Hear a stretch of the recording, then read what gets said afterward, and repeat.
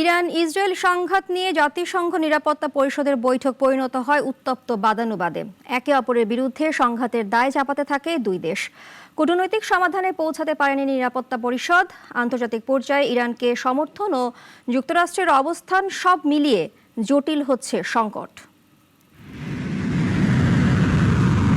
9 দিন পেরিয়ে Iran Israel সংঘাতে এখন আন্তর্জাতিক অঙ্গনেও উত্তেজনা। নিউ ইয়র্কে জাতিসংঘ নিরাপত্তা পরিষদের গতকাল বৈঠকে বসে দুই দেশের প্রতিনিধি, কিন্তু আলোচনা গড়ায় তীব্র বাকবিতণ্ডায়।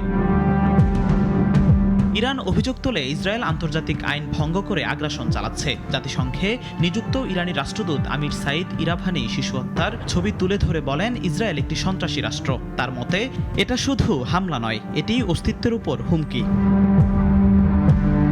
এর পাল্টা জবাবে ইসরায়েলের রাষ্ট্রদূত ড্যানি ড্যানন বলেন, ইরান ভুক্তভোগীর মুখোশ পরে নাটক করছে। তিনি ইরানের পরিকল্পনাকে গণহত্যার রূপরেখা বলেও মন্তব্য করেন।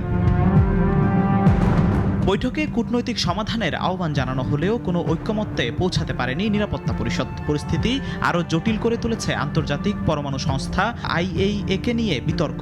ইরান IAEA প্রধান রাফায়েল গ্রোসির বিরুদ্ধে নিষ্ক্রিয়তার অভিযোগ এনে আইনগত ব্যবস্থা নেয়ার হুমকি দিয়েছে।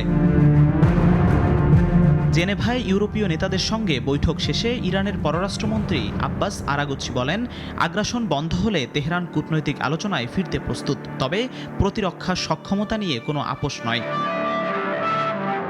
এদিকে মার্কিন প্রেসিডেন্ট ডোনাল্ড ট্রাম্প স্পষ্ট করে জানিয়ে দিয়েছেন, ইসরায়েলের চলমান হামলা বন্ধ করতে তিনি হস্তক্ষেপ করবেন না। তার মতে ইসরায়েল জিতছে, তাই জয়ী পক্ষকে কিছু বলা কঠিন। আর ইরানের পরমাণু ইস্যুতে মার্কিন গোয়েন্দা তথ্য কেন বিশ্বাস করেন না ট্রাম্প?